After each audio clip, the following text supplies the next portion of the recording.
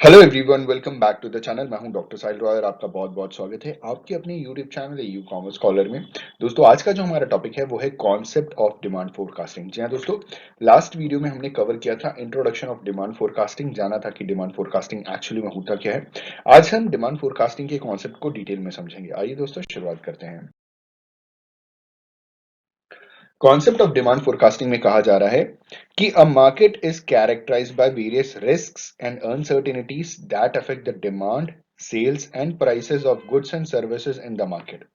तो मार्केट दोस्तों, मार्केट क्या होता है? मार्केट को बाजार कहा जाता है, मंडी कहा जाता है। ठीक है दोस्तों, इंग्लिश में मार्केट की डेफिनेशन होती है कि market is a place or a platform where buyers and sellers comes in contact with each other for the purchase and sale of goods and services। ठीक है, मार्केट एक जगह हो सकती है, एक प्लेटफॉर्म हो सकता है जहां पे परचेजर और सेलर, जो बायर और सेलर होता है, वो दोनों एक दूसरे के कांटेक्ट में आते हैं ताकि वो कुछ खरीद और बेच सकें। ठीक है, तो market is characterize by various risk. Market में बहुत सारे रिस्क होते हैं, बहुत सारी अनसर्टेनिटीज होती हैं जो किसी भी प्रोडक्ट के डिमांड को, सेल्स को, प्राइसेस को, सर्विसेज को पूरे मार्केट में प्रभावित कर सकती हैं। ये जो रिस्क और अनसर्टेनिटीज हैं, ठीक है, these risk and uncertainties involve failure of technology. अच्छा, क्या रीजन है इन सारे रिस्क और अनसर्टेनिटी का? जैसे कोई टेक्नोलॉजी फेल हो गई, जैसे आपको मालूम है एंड्रॉइड के आने के बाद नोकिया कंपनी मार्केट के बाहर हो गई। ठीक है, जिस हिसाब से नोकिया कंपनी कितनी बड़ी कंपनी हुआ करती थी,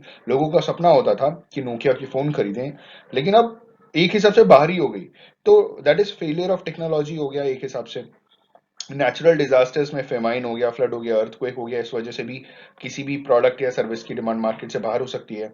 restrictions by the government, government ने अगर बैन कर रखा है कि ये पर्टिकुलर प्रोडक्ट या सर्विसेज, गुड्स आप यहाँ नहीं बेच सकते। जैसे मान लीजिए लॉटरी के टिकट्स हैं, बहुत सारी गवर्नमेंट ने बैन करके रखा हुआ है कि आप हमारे स्टेट में लॉटरी के टिकट्स नहीं बेच सकते। बहुत सारे स्टेट्स में बिकती भी है लॉटरीज, कई कई जगह पे तो गवर्नमेंट खुद सेल कर रही है। तो ये रेस्ट्रिक्शन अगर पर्टिकुलर स्टेट का गवर्नमेंट ने रिस्ट्रिक्ट कर दिया तो वो नहीं बिकेगा। ऐसे बहुत सारी चीजें होती हैं जो बहुत सारे स्टेट्स में है, बहुत सारे स्टेट्स में रिस्ट्रिक्टेड है। ठीक है, तो गवर्नमेंट ने अगर रिस्ट्रिक्शन लगा लिया। आगे कह रहे हैं इकोनॉमिक फ्लक्चुएशंस, जैसे रिसेशन आ गया, डिप्रेशन आ गया किसी इकोनॉमी के अंदर, तो ये भी एक रिस्क है, एक अनसर्टेनिटी है किसी भी बिजनेस के लिए। आगे कह रहे हैं thus in order to mitigate such risk, mitigation of risk मतलब मिनिमाइज करना एक हिसाब से। ठीक है, रिस्क को कम करना। It is of paramount importance for organizations to determine the future prospects of their products and services in the market। ठीक है, तो सबसे बड़ा इंपॉर्टेंस क्या है एक ऑर्गेनाइजेशन के लिए कि वो अपने जो भी उनके गुड्स या सर्विसेज हैं, जो भी उनके प्रोडक्ट्स हैं, उनका फ्यूचर में ये डिटरमाइन करें कि भविष्य में इनकी कितनी डिमांड कब होगी, किस जगह पे होगी। जैसे मान लीजिए शैम्पूज हैं, ठीक है, वो एक छोटे सैशे में भी आता है, एक बड़ी बॉटल में भी आता है। तो सैशे कहाँ ज्यादा बिकता है, ठीक है, और बॉटल्स कहाँ ज्यादा बिकते हैं, इस हिसाब से डिमांड किस सीजन में ज्यादा बिकता है, किस सीजन में कम बिकता है। सर्दियों में लोग कंपेरेटिवली कम नहाते हैं, गर्मी में लोग दो दो बार नहा लेते हैं। ठीक है, तो इस हिसाब से अनुमान लगाया जाता है किसी भी एक पर्टिकुलर कॉमोडिटी, गुड्स या सर्विसेज की डिमांड का। आगे कह रहे this knowledge of the future demand for a product और service in the market is gained through the process of demand forecasting. तो ये जो जानकारी है कि भविष्य में हमारे गुड्स एंड सर्विसेज की कितनी डिमांड होगी, कम होगी, ज्यादा होगी, कहाँ होगी, ये सारा का सारा आप डिमांड फोरकास्टिंग के प्रोसेस से पता लगा सकते हैं। ये नॉलेज आप गेन कर सकते हैं कि हाँ, यहाँ होगी, ऐसे होगी। ठीक है दोस्तों, आगे कहा जा रहा है कि demand forecasting can be defined as a process of predicting the future demand for an organisations goods and services. कहने का मतलब ये है कि डिमांड फोरकास्टिंग एक तरीके का प्रोसेस है जहां पे किसी भी एक ऑर्गेनाइजेशन के गुड्स एंड सर्विसेज की डिमांड को, फ्यूचर डिमांड को प्रिडिक्ट किया जाता है कि भविष्य में इस पर्टिकुलर ऑर्गेनाइजेशन का इस महीने में इस जगह पे इतना डिमांड होगा। फिर से, डिमांड फोरकास्टिंग एक प्रोसेस होता है जिसकी मदद से किसी भी एक ऑर्गेनाइजेशन के गुड्स एंड सर्विसेज की फ्यूचर डिमांड को हम प्रिडिक्ट करते हैं। हम ये एक अनुमान लगाते हैं कि आने वाले समय में इस पर्टिकुलर ऑर्गेनाइजेशन, मतलब ऑर्गेनाइजेशन का मतलब कोई भी बिजनेस समझ सकते हैं आप। ठीक है, किसी भी बिजनेस का गुड्स एंड सर्विसेज का इतना डिमांड होगा।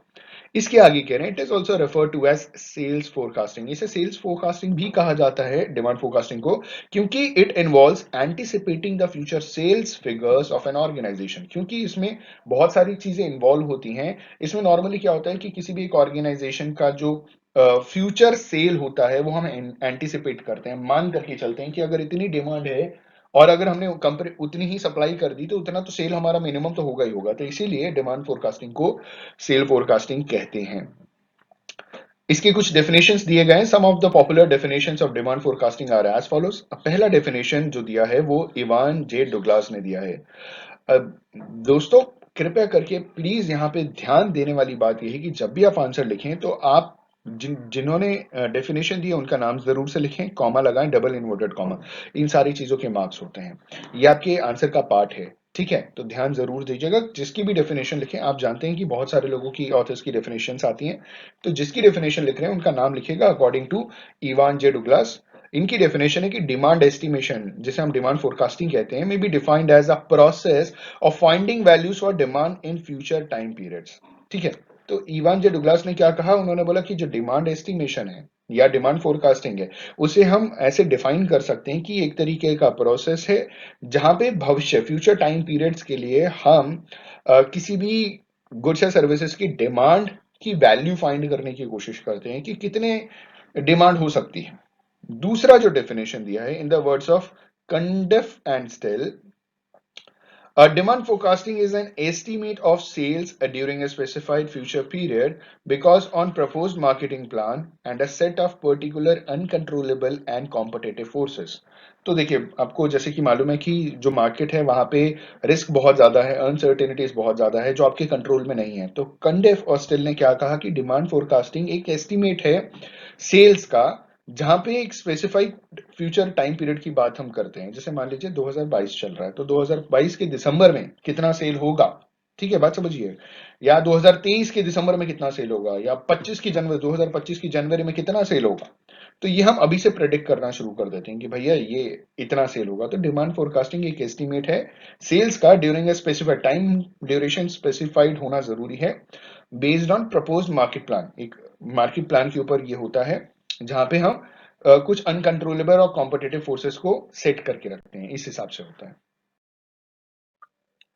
इसके आगे बताया जा रहा है कि demand forecasting helps in organisation to take various business decision such as planning the production process, purchasing raw materials, managing funds and deciding the prices of its products. तो डिमांड फोरकास्टिंग एक ऑर्गेनाइजेशन को बहुत decision लेने में मदद करता है, बहुत तरीके के डिसीजन लेने में मदद करता है। जैसे बिजनेस की प्लानिंग करने में मदद करता है, प्रोडक्शन प्रोसेस की प्लानिंग करने में मदद करता है, रॉ मटेरियल कहाँ से खरीदें, कैसे खरीदें, कितने लोगों से खरीदें। देखिए, आप कोई भी बिजनेस करते हैं तो आप रॉ मटेरियल कभी भी एक से नहीं खरीदेंगे, क्योंकि अगर उसने देना बंद कर दिया तो आपका बिजनेस तो बंद हो जाएगा। कम से कम 3 से 4 वेंडर्स, मतलब सेलर से आप अपने रॉ मटेरियल्स को परचेज करते हैं। तो बहुत सारी चीजों को ध्यान में रख करके हम बिजनेस करते हैं। आगे कहा जा रहा है कि मैनेजिंग फंड्स, फंड्स को मैनेज करना है, कहाँ से कर्ज लेना है, कहाँ खुद का पैसा लगाना है, रिटेन अर्निंग या प्लगिंग बैक ऑफ प्रॉफिट्स हमें बिजनेस में यूज करना है, ठीक है, और कहाँ पे हमें सस्ते से सस्ता कर्ज मिल सकता है, ये सारा मैनेजिंग फंड्स, कौन सा असेट खरीदें, किसको कितना फंड अलॉट करें, ये सारा का सारा डिसीजन होता है। And deciding the prices of it's product, तो इसमें अपने प्रोडक्ट्स की जो प्राइसेस है उसको भी डिसाइड किया जाता है। लास्ट में कह रहे हैं कि demand can be forecasted by organisations either internally by making estimates called guess estimate, or externally through specialised consultants or market research agencies. समझ रहे हैं आप? इन्होंने बोला कि जो डिमांड है, ये जो फोरकास्टिंग की जाती है एक ऑर्गेनाइजेशन द्वारा, ये इंटरनली भी होती है और एक्सटर्नली भी होती है। इंटरनली में हम गेस वर्क का काम करते हैं, इस्तेमाल करते हैं, हम अनुमान लगाते हैं, और externally specialised consultants or market researchers द्वारा हम मतलब एस्टिमेट लगाते हैं कि हमारी सेल्स जो होगी वो कितनी होगी, या डिमांड फोरकास्टिंग क्या होगा, ठीक है, वो फोरकास्टिंग पूरा करके हमको बताते हैं बेस्ड ऑन हमारे पास्ट जो भी हम उनको डेटा प्रोवाइड कराते हैं। दोस्तों, आई होप एंड बिलीव कि आपको क्लियर हो गया होगा कि डिमांड फोरकास्टिंग का कॉन्सेप्ट क्या होता है। On this note, thank you so much for watching this video, have a good day and all the best for your examinations.